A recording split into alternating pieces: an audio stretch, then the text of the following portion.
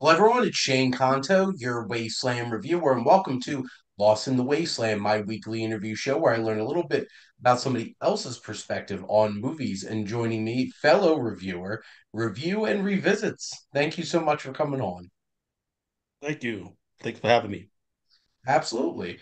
And before we jump into the questions, if you'd like to shamelessly plug whatever you'd like to shamelessly plug for the audience. Yeah, and I should get it right on my own listing that I typed in there. I'm reviews and revisits at both YouTube and on Instagram. So There you that's go. reviews underscore and underscore revisits. You can get me there. I do written reviews mostly on the Instagram and then video essays on the YouTube. I also have some video stuff on the Instagram, sometimes clips of from the YouTube page or do trailer reviews. So I'll run the trailer and then talk about it. But those are two places where you can get in-depth discussions on film and movies and what's coming out, and previews of movies and trailers, and both current film. And I also review, and especially with my essays, I do a lot of classic film or to me, what are maybe unknown classics. They might not be in the pantheon of most people's classics, but I look into delve into things that are kind of off the beaten path for most moviegoers, including some documentary stuff. I like looking into documentaries. I'll write Nice. about those. I think my last review that's on Instagram right now is a documentary. Awesome. I definitely appreciate getting to highlight some of those classics that not a lot of people have heard of because always love adding things to endless watch lists to and getting Yes. to check out some new films and stuff like that. Right, right. So You find some good stuff that way. absolutely, and I'll make sure to have links in the description on the interview so you all could go check out the great work. And jumping in to the interview here, as everybody's favorite question to be asked, what's your favorite film?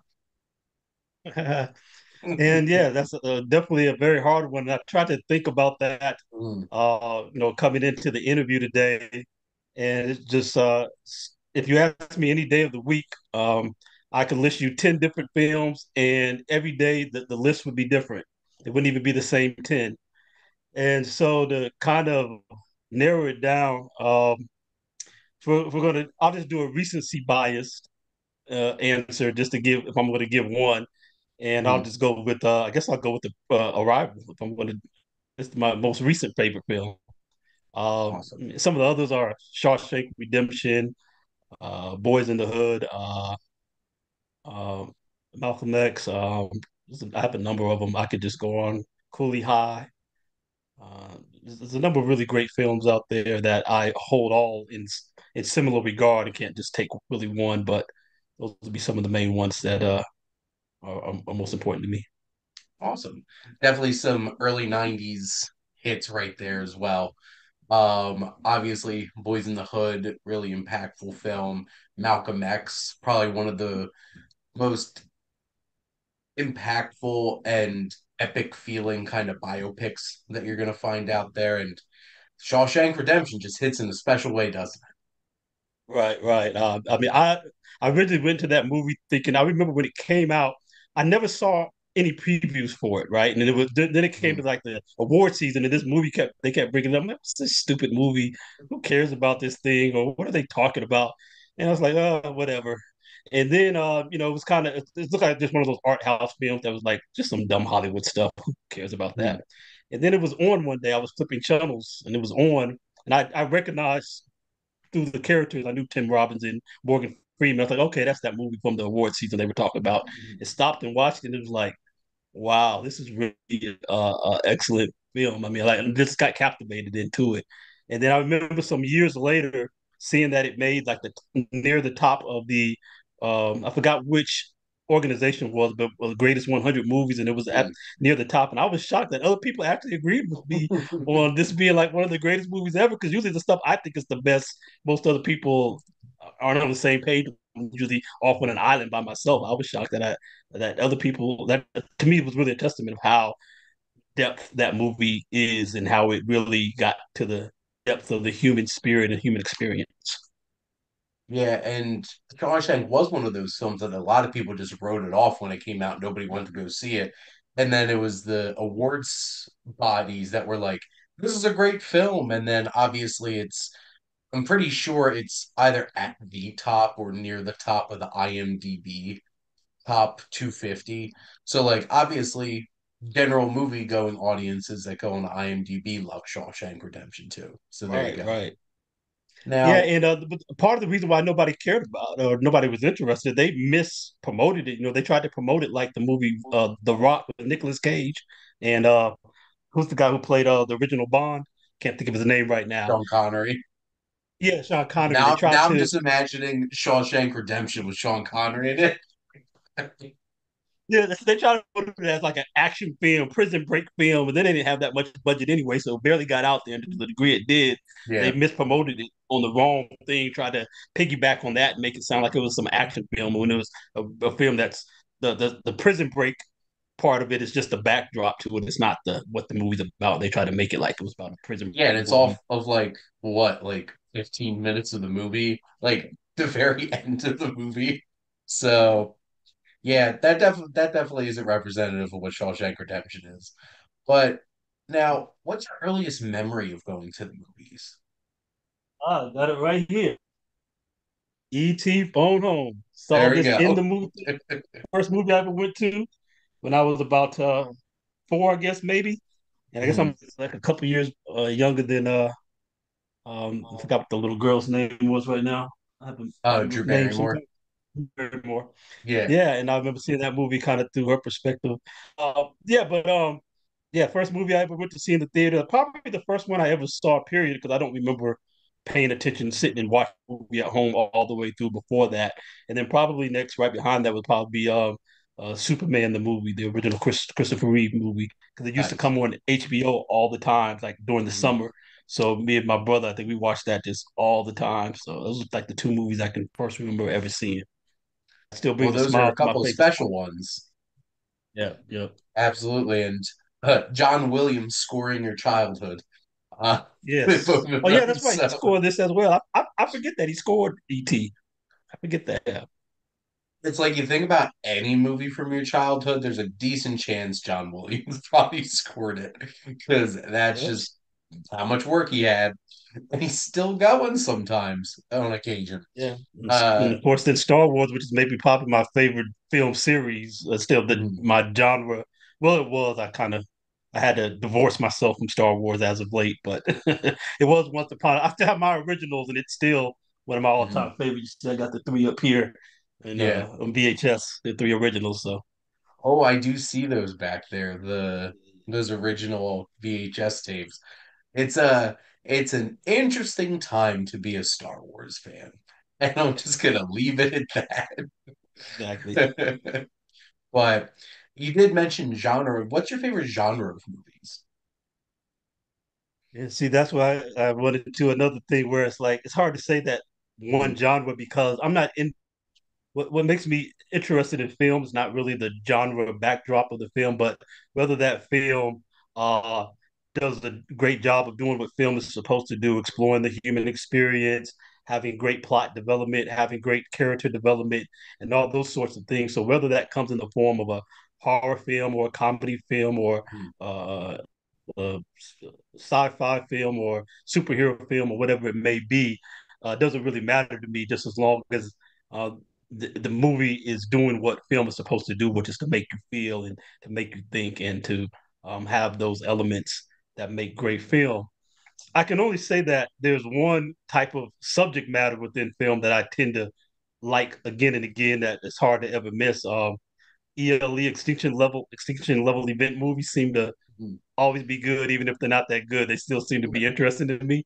So I wouldn't there necessarily to say that those would be my favorite films automatically, but my favorite genre. But those tend to always be enjoyable. And then I probably cling a lot to, like I said, ones that kind of get into exploring the human experience and things of life and bringing out what people go through and exploring something about humanity in some kind of way. So those tend to be a lot of times more interpersonal, dramatic films. So I probably, but that's like if you see on my Instagram, I watch a wide variety of all different types of films. You wouldn't see a theme by looking there. You'd see some of everything.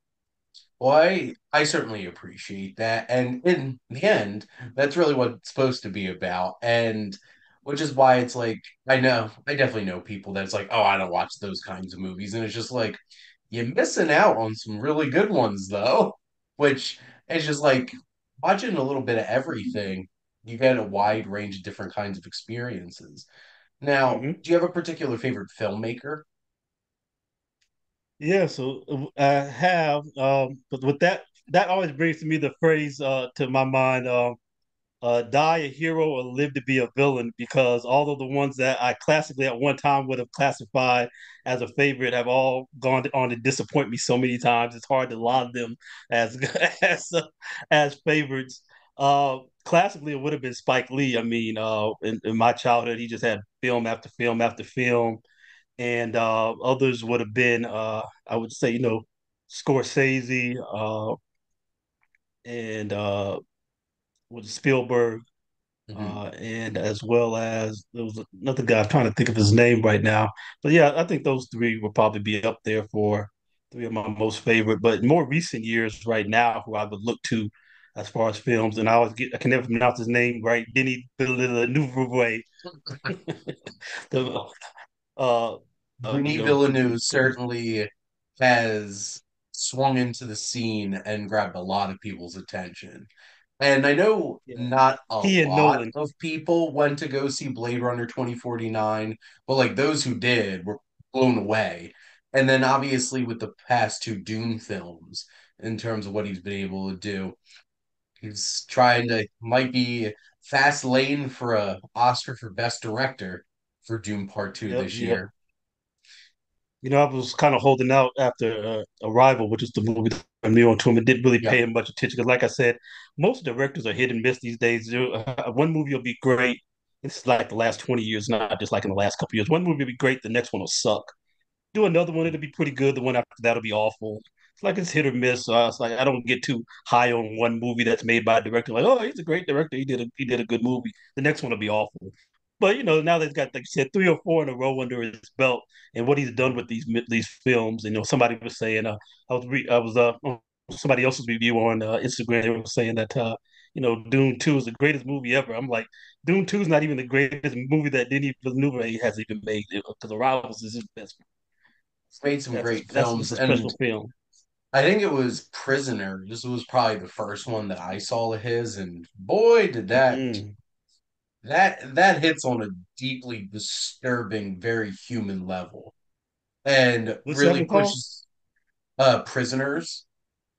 Okay. It's about two young girls who get kidnapped on Thanksgiving, and the lengths police officer and one of the fathers will go to figure out where the daughters are.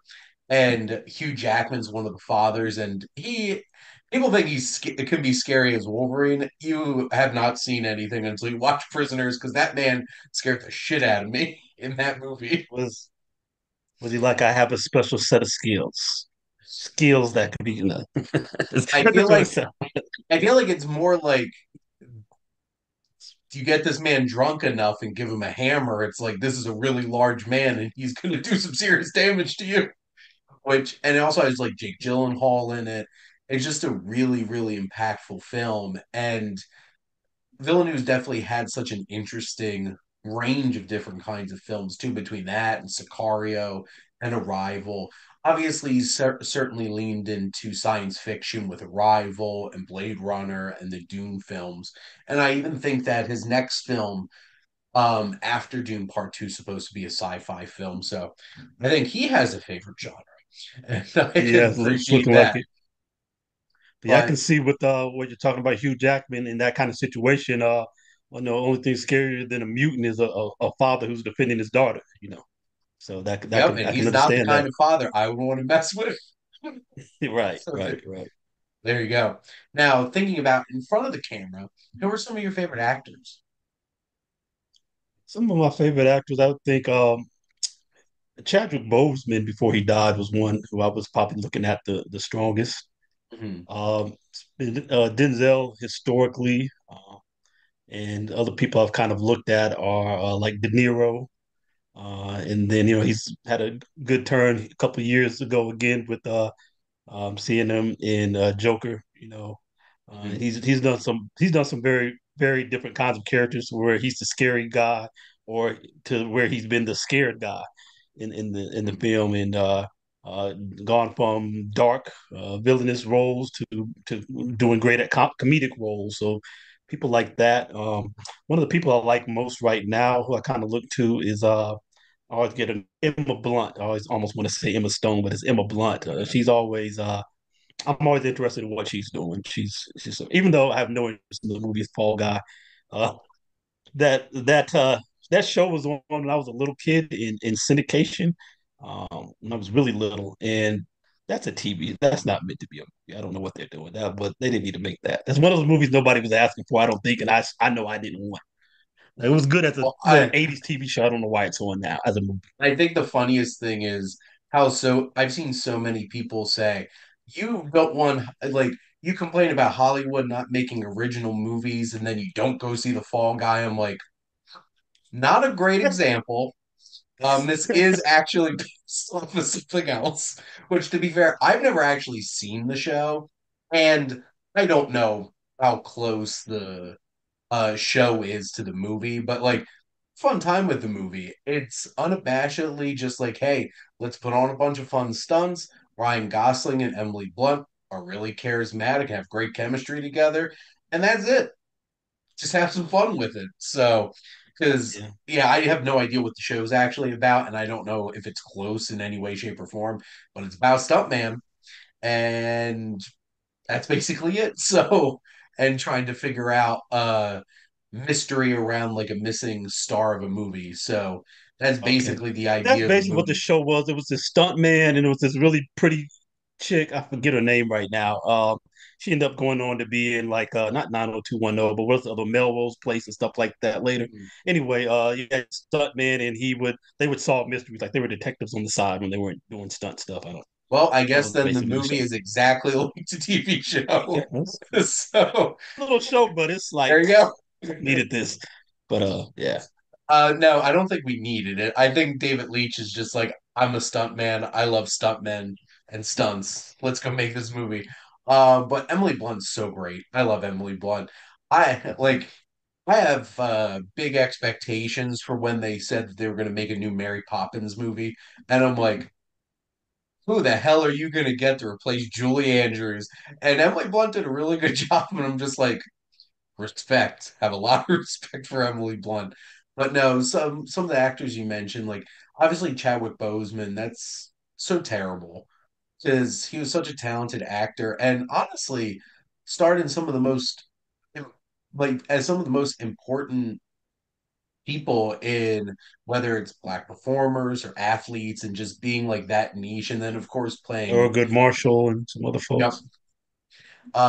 with what 42 in terms of playing Jackie Robinson and he's James Hmm. Brown and then obviously with T'Challa and Black Panther and it's still in a weird place of like where do you go from here at this point so They he need made to such an recast impact. T'Challa. I think a lot of people are feeling that way at this point and I wonder if they'll multiverse it and try to fix the decision that they made originally, which is to not recast the characters. So Well, it'd they be need to interesting. recast the whole MCU so they can recast that character and they recast the whole thing because that's what they need to reboot the whole thing and There you start again. It's like Secret Wars reset. I have this idea about Honestly, you. that's This I haven't had to talk to anybody about this. I have this thought. They got Fantastic Four is about to come, and they're supposed to be like the 1960s Fantastic Four, I believe. Is that right? And I'm not a mhm. major comic book person. Again, I follow some of the movies and some of the characters, but if they're going to go back to the beginning to the 60s and reboot it back that far, to me that would be a great chance to reboot all of the characters coming back through the time. You start with that movie, you go back to the 60s, then you build everybody else back up from that time with new actors playing the roles and just reboot the whole universe and use that as the opportunity if you're going back to the 60s anyway. Wouldn't that make sense? And honestly, I have no idea Idea. what the hell they're gonna do at this point with well, just there's so many things just floating out in the air right now because realistically, the only concrete thing is we're getting Deadpool and Wolverine this year. That's That's basically one it. good thing. Yeah, yeah. So, But Yep. I know you mentioned Denzel too, and Denzel could make anything work. Like I could keep watching Equalizer movies and just watching him F people's day up. And I'm watching like Equalizer 1 right now on Netflix. there you go. Like the third one, it's like I've heard people complain, it's like there was like no resistance. He just took out the whole entire mafia. And I'm like, and your point is? It's like watching Denzel, like the boogeyman coming in and just like messing people's day up is pretty darn cool to watch. So I appreciate that. And he just brings so much to every single role that he has. So he I've is never seen him indeed in a bad movie because if it was bad, he made it watchable at least. exactly. So, and he's not phoning it in. So, God, I just remember seeing Fences and just being like, this man is larger than life. And then they didn't give him an Oscar for it. And that's the actress I was going to mention, Viola Davis. I mean, she's like his female counterpart to me. Mhm. She's always brings everything to life and can cry the snot out of her face, literally. That was an ugly cry, and she owned it hard. Oh, no. Fences. Now, what's a film that you could literally watch just like every day? Back in my DVD and VHS dual player days, I used to, before I had the digital services on my TV, because I kind of get to bed and something on at night as I go to sleep a lot of times. I would watch the movie I watched probably more than any other was A Few Good Men. Just watched Nice. it over and over again, fell asleep to it over and over again. So I've probably seen that movie more than any other movie ever. Used to, at least at one time, could probably quote the whole thing all the way through. And some other ones were like Minority Report. That was a good one. I got one of them back here. Oh yeah, Dead Presidents, Goodfellas. Those are a couple that I Nice. could put on at any time and watch I could just watch those at any time. Have a couple Tom Cruise there. Few Good Men, Oh yeah, yeah, Minority yeah. Report, and then I'm always down for some Goodfellas. Being an Italian American from New Jersey, I appreciate a lot of the like Scorsese makes movies for us, and we appreciate Yeah. it. Are they gangsters a lot of the times? Sure, but like we'll take it, honestly. Enough of the stereotypes, Scorsese. Yeah, when you really think about it, doesn't make a whole lot of movies with Italian people in it that aren't gangsters or some kind of like street hoods and stuff like that. It's just like Mean Streets, Goodfellas, Casino, The Irishman. I'm just like, yeah, yeah, that's about right. Well, he threw in a movie about Irish gangsters once in there, so it wasn't too off balance. Well, Actually, a couple one of them times. was Irish. A lot of them were still Italian though, which that was the craziest one, the Irishman, because they're like Oh, going I through was thinking Philly and about stuff like that. the one with Roddy Bulger. Uh, was it Oh, oh, what was that? Black with Mass? Matt Damon was in it and a lot of those other guys. But what's the name of it? I can't think of the name of it right now. Was that Black Yeah, I can Mass just with don't. Johnny Depp in it? No, it was with Matt Damon. With the guy who was in the lead in Wolf of Oh, Wall you Street. mean The Departed? Yep. The Yeah, he's Departed. like, That's it. let's go to Boston this time and just have Irish people instead. And it's just like, and then sprinkle in a couple of Italian people from Rhode Island. And I think It's, didn't he do Streets of New York? Isn't that one? Isn't that one of his Streets in New York. Gangs of I'm New not York? sure. Gangs of Gangs New of New York. York. Yeah, it's like turn that way back, back to the 1860s. And yes, it's Yeah. like So he those Italians weren't there yet. he got some Irish gangsters in that one too. Well, yeah, at least he spreads the wealth. A little Serves bit. a Every little now and bit. then he'll go elsewhere besides the Italians. But now, what's a film that you connect with because it relates to another interest of yours? Film that I connect with. Um, I'll say a film and a character in case that one's going to come up. I Yep. believe I'll just go ahead and get them all in both in at once because they're both the same There movie. you go. Is Cooley High. I'm not sure if you're familiar with that from the 70s. There's a character named Preach in it. Okay, Cooley High is about these two teenagers. living in Chicago at the time, and they basically break away from school. They kind of play hooky all the time. Actually, Preach, the main character, he's like into poetry and writing, but he's like terrible at school because he just doesn't care. He's like a disaffected youth, so he's so disaffected. And it was written by Eric Monty, who basically was basing it on himself. He was from Chicago, Mhm. and I just reviewed this movie this past week that I went to see. It's called We Grown Now, Yeah. based on kids at Cabrini Green projects in Chicago. And it's kind of like that movie is almost like it's um, a, a, a, a younger version of those two because it's based on these two black kids in Cabrini Green projects in Chicago. Mm. So I kind of did some comparisons in that review to Cooley High, which came out in the '70s. But these are two teenagers, and the Eric Monty wrote Good Times. He created the Jeffersons along with Mike Um, Evans. I mean, no, he created Good Times along with Mike Evans, who played Lionel on the Jeffersons. So those are like two things. And What's Happening is the other show he created. So those were like awesome. his three, but people would more maybe know about. But Cooley High was a movie he did before all of those, and it's just about things they go through as disaffected youth. It's really interesting, really in depth. It's about their friendship and then how they get into conflict and then how they're conflicting with the broader world and trying to survive and out on the streets. But they're both. One of them's an athlete. One of them's a again, he wants to be a film writer, but he's just doesn't want to follow any rules of life or anything, and has problems with school. It's a really good piece. I mean, it really gets into it's like on the ground, real life. So I relate to that character, and I relate to that movie very, very well. It's one of my favorites. It's one of those things I kind of just again uncovered on a Saturday afternoon, flipping channels, and this thing is on. I never even heard of when I was a teenager and saw it and loved it ever since. Awesome. I what's interesting, I got to see We Grown Now back in like January, December, because I have a membership to Film Independent, and that was up for an Independent Spirit Award. And Oh sometimes they wow. have a couple of films that haven't released yet in theaters, but they were at a festival and stuff like that. Mhm. So I remember watching that back, God, it's 5 months ago at this point, and was really blown away by it. I was really impressed by that film and the authenticity of it and the two young kids and their chemistry together and their friendship and stuff like that. I'll have to check out that film though.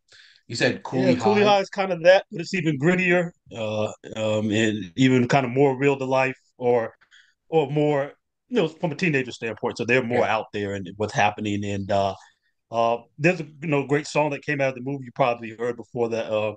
It's called "How Do I Say Goodbye to Yesterday." The Boyz II Men remade it in the '90s. That comes from nice. that movie. Yeah. That's That's a always an great soundtrack. interesting If anybody thing. wants to look it up on YouTube too, because Mhm. it's a lot of good music on that soundtrack.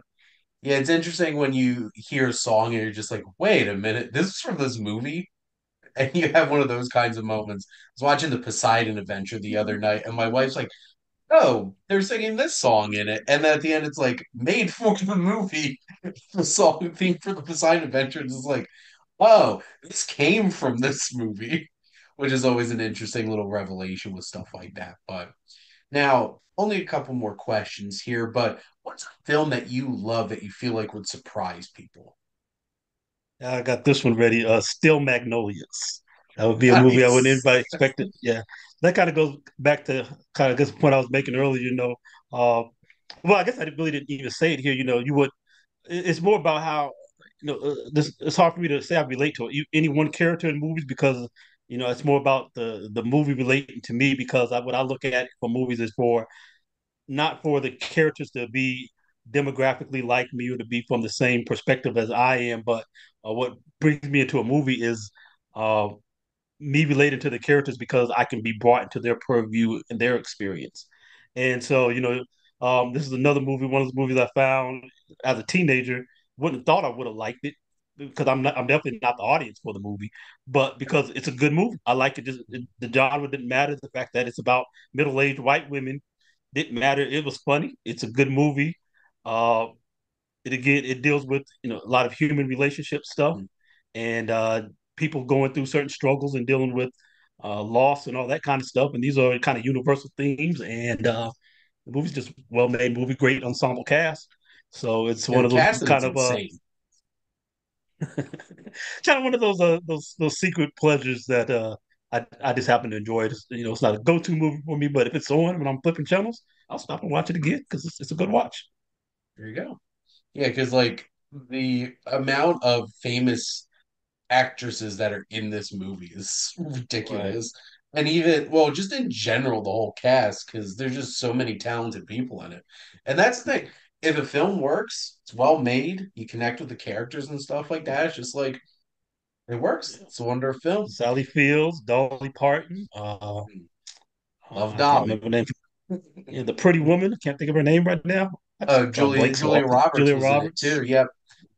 Yep. Which I feel like this is a nice segue. So my last question for you is, what do you love most about movies? Yeah.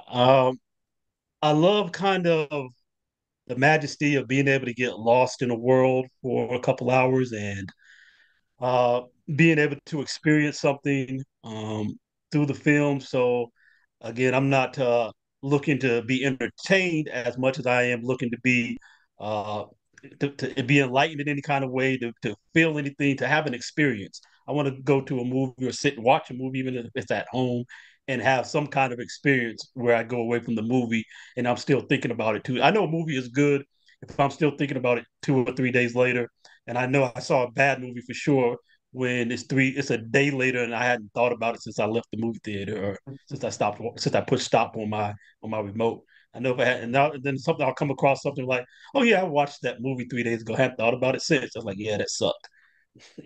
So basically, I'm looking for to be brought into something that is going to be give some kind of energy and have some kind of experience with me being able to see that film and taking me into that world, and I can kind of get lost into the world of whatever's happening, whether it's something that's kind of real life realistic like I was talking about with Cooley High, or it's something fantastical like a Interstellar or Arrival or Star Wars, where you can be off into a world of adventure and space exploration or whatever it might be.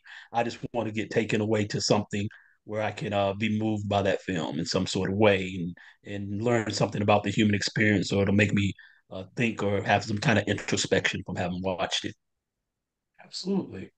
I appreciate your answer. I always love ending on that because it's like really getting that summation of how people feel about film. And, we all have different reasons why we love to watch film and connect with it. Now, I always like to wrap up my shows. I let my guests ask me a question. So, what's a question you'd like to ask the Wasteland Reviewer? All right. Let me ask you a couple questions real quick. This one to follow up on one thing we Sure. just talked about. Have you seen Last Black Man in San Francisco? Yes, I have Yeah, seen that one. I thought that was also comparable to We Grow Now, kind of again a more adult version where they were It's trying like to adult hang on version to. of it. Yeah. Yeah. I thought that was another comparable piece. I just wanted to see if you thought the same. Oh, that was such a beautiful film. I just remember when the trailers came out for that and just like this looks special. And the two performances in it, like obviously Jonathan Majors is going through a lot right now. And he was like on top of the world literally like 2 years ago in terms of film and stuff like that. But I just remember watching him in that and being really compelled by that performance. And it is such an interesting exploration of like that connection you have with people and your community and where you grew up. And that's something if I feel like a lot of people have gone through that kind of experience of like you feeling some kind of connection to where you come from. And, I'm born in South Jersey, lived most of my life in South Jersey, lived my whole life in New Jersey, and had that kind of feeling like when I was away at school and stuff like that. It's like I miss being back home in my little tiny suburban town and having those kinds of feelings of that. So like that was a really special film and just the production design and everything and that Oh house and yeah, the everything just videography and mhm. then they had the music added on there by I Yep. think Mike Marshall, I believe his name is, where they remade San Francisco. Hmm. It's kind of soar with this kind of soaring vocal, man. It just really put the capstone on it. I thought it was really great. And I thought that was kind of comparable to the relationship of the two boys in We Grow Yeah, Now. But also, I kind of mentioned in my review where in that movie they were trying to hold on to the community that was no longer what it used to be. yeah, And likewise, I thought in We Grow Now, well, one of the young boys wanted to leave his community, but he was still trying to hold on to the friendship with his friend at the yeah, same time. Yeah. absolutely. But yeah, Just definitely would one other recommend that question. one. Yeah, So, yeah, that's a good one to definitely see. So one other question would be, what do you, how do you see the state of film these days? Do you feel that we are uh, that movies aren't what they used to be, or that's just what we're seeing with the box office, just a function of people's viewing habits and things of that nature, as aside from the actual quality of film? I I legitimately think there's still great films out there. It's just people aren't going to see them, and at least not in a theater. And I think the viewing habits of people have changed so much between COVID and inflation and not wanting to spend the amount of money it costs to go to a movie theater. Because, like, you go to a movie theater and go to the movie theater often without buying anything. Like, I don't need drinks, I don't need snacks, but like, a lot of people's like, it's the part of the experience, and that experience is expensive. So, like, having that whole entire experience I just like I have a master's in accounting and I'm a budget manager for my full-time job and stuff like that. It's like I love looking at numbers. I teach statistics and stuff like that. So just looking at the box office, I'm like, great, Statistical analyst here too. there you go. Love meeting numbers people. But no, it's just like looking at the box office. Like I think one of the most glaring things was I was looking at 2023 to 2024. There was not a single weekend in April this year that the total domestic box office cracked $85 million. That's not a good sign. And every single weekend of April last year cracked $100 million. Sure, they had Super Mario Brothers just like cranking up money last year, but like we haven't had a movie like that. Even Dune and Godzilla Kong didn't like put up giant domestic numbers or anything like that. Dune obviously made its money worldwide too, because I think it's up to almost $710 million worldwide. But like, Yeah, it's about two-thirds of its overall box office is global rather than yeah, domestic.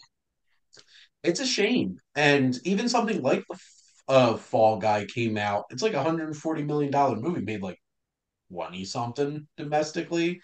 I don't know why they Challengers spent led that the much. box office 2 weekends ago at $15 million. This is April we're talking about, and May. Like this would be times where it's like there should be big box office numbers.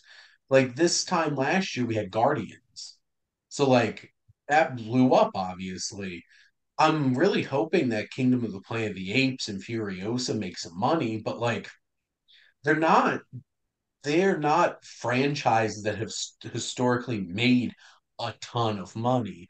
Like Mm. Mad Max is one of the most like niche big action movie franchises because it's like Fury Road was a $150 million R-rated action movie. It's just like it wasn't Mm-hmm. made to make a ridiculous amount of money and it barely made its money back for Warner Brothers. So worried because outside of Inside Out 2, Despicable Me 4 and Deadpool and Wolverine, it's just like I don't see a ton of movies this summer making a lot of money. And it's a shame Nope. that people are going to theaters, but also people feel a lot more comfortable, just waiting for things to hit streaming. Right. And I think another problem added to that is the hubris of movie studios that they're still spending so much money to make movies. too Some of these much, movies that there's no way they're going way to too make their much. money back. Yeah, I can give you kind of two examples of that. One of them is like The Color Purple. It never had the audience to make back $100 million because you have to make 200 million just to break even. Yeah, Plus, if that's before you talk about the marketing, so you spend 100 million, you got to make almost $300 million just to break even. It yeah, never was going to make that much money under any circumstance. Why would you spend that much money on this movie? And if you compare it to the cost of the original one, and you adjust for inflation. The original one was like $40 million, even just for inflation. Why would you go spend more than double, and you never had a chance to make it back? And then another one is the new Ghostbusters that just came out a couple months ago. The previous one before that, they spent 75 million on and barely made money. Then they turned around and raised the spend by uh by 33%, spending 100 million on it. When the last one they only spent 70. When you spend 75 and you barely make a profit, what logic tells you to go spend 33% more? It just makes no sense, and they're There's no kind of killing logic. themselves by doing that. And I really hope that studios realize that, like, I think one of the most important lessons movie studios should learn from last year is Godzilla minus one.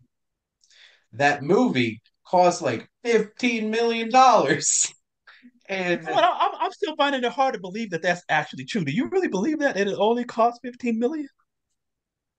I'm not convinced that the special effects people got paid money in Japan making it. But that's a whole Maybe other conversation. But even so, like, you even have if it costs that. twice as much, even if they're lying by 50, by 100%, and it really costs 30 million, still look better than movies that Marvel spends 300 million on. It just doesn't make sense to Well, and spend that that's kind the of money. thing too, because, and I really hope Marvel learns from the fact that, like, Quantumania didn't make them money. The Marvels made them a humongous historic loss. And it's just like, you need to be more mindful. Why did you make a Marvels movie that cost that much money? And it's just like, at the rate things are going, it's like those are not the, like, Ant-Man and the Marvels are not like the big properties. Like, sure, spend that money on Guardians now. Because, like, even when Guardians came out, it's just like, who the hell it's the galaxy?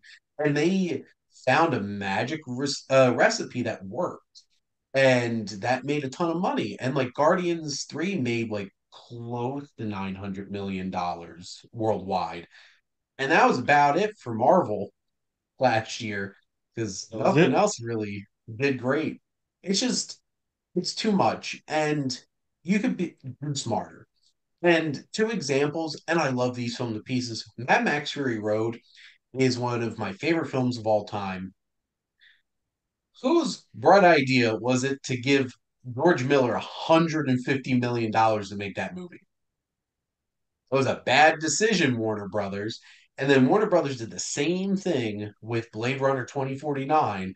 That cost $175 million, a long awaited sequel to a box office bomb. The original Blade Right, Runner did make money. right, So, like, right. I, It's, I, Warner the Brothers answer isn't Discovery. dump more money on. That's what they think.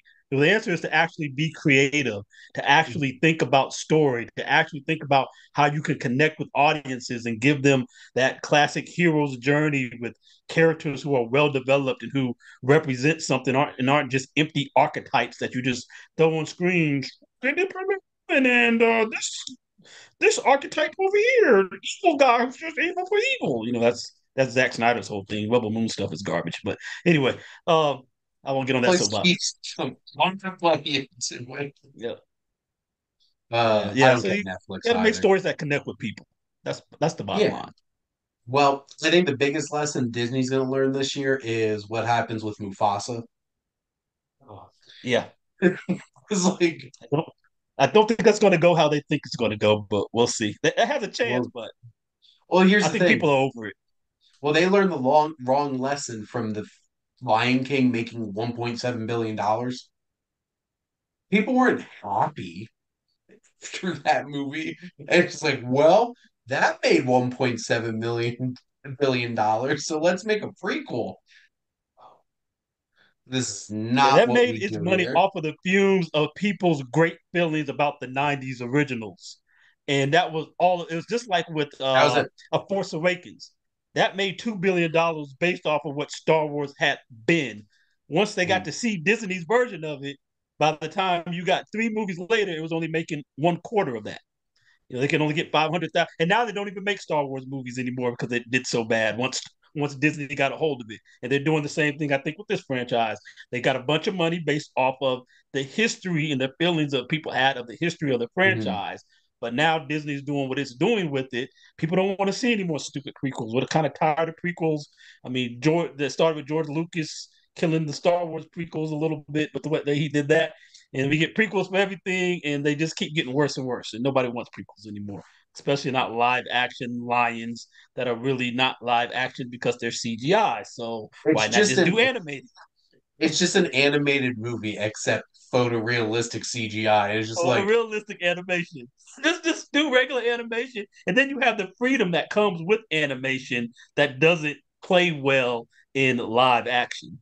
So, and if you again, if you're just animating it anyway, but it's photorealistic CGI animation, you might as well just do regular animation where the things you're doing play better in an animated world that you can't do in a live world because it's wonky when you do it with realistic looking yeah, people. John Favreau learned the wrong lesson from the Jungle Book remake Okay, and was like, well, let's do the same thing but with the Lion King, which is one of the greatest animated movies of all time and absolutely beloved.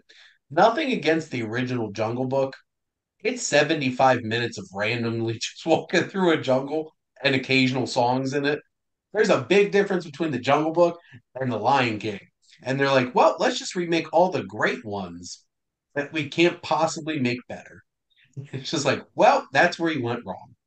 Because they're not the movies you should be remaking. Huh. Well, I appreciate your questions. And yeah, it's it's concerning. I just hope that filmmakers become, or studios let filmmakers be more creative. Because here's the thing: Jaws is one of the greatest films of all time. Jaws is only as great as because Shark didn't work, and you had to be creative and didn't have hundreds of millions of dollar budget to make that work. And that's another thing. I think the technology basically has corrupted creativity to a large degree. I think you can even see that going back with George Lucas when he didn't have the technology and he had to make stuff work through practical effects in the 70s. He made some great movies. Then when he didn't have to be creative anymore and he could just paint it all in a computer, have somebody do whatever he wanted in a computer, then all the creativity went out the window and it was just like not all of it. I don't want to bash on the prequels too bad, but a lot of it did. It wasn't the same. It didn't it's the same force thing you to with have to think through stuff and make it, sink your teeth into it and make it more realistic or more captivating and connecting with people. You just, oh, we'll just do all this pretty fancy stuff with the technology we have. it's the same thing. I'm a huge Lord of the Rings fan. They did the same thing with Hobbits. It's just like the original Lord of the Rings looked amazing, and then you're like, well, let's just CGI the whole thing and move on. Just like, That's what I can no. appreciate about Nolan. I think he's one of the ones who is trying to do visual effects, more real effects, and not use so much CGI. And there's some other ones who try to do that as well. I appreciate it. It's got the guy who did what is that movie called? Um, the uh, Denzel Washington's son starred in it this past year. The Creator, Oh, the creator. which Yeah, not so it's many like people love, but I think people are wrong. That was a really good movie. But if nothing else, it looked really good for a relatively modest budget for that type of film as well. mhm. So They made it work with a fraction of the budget that most movies like that would get. It's just like you could still do great things if you're because it's what is Gareth Edwards, I think it is. yes, And it's just people need to make smarter decisions with money. That's just a general word of advice for life.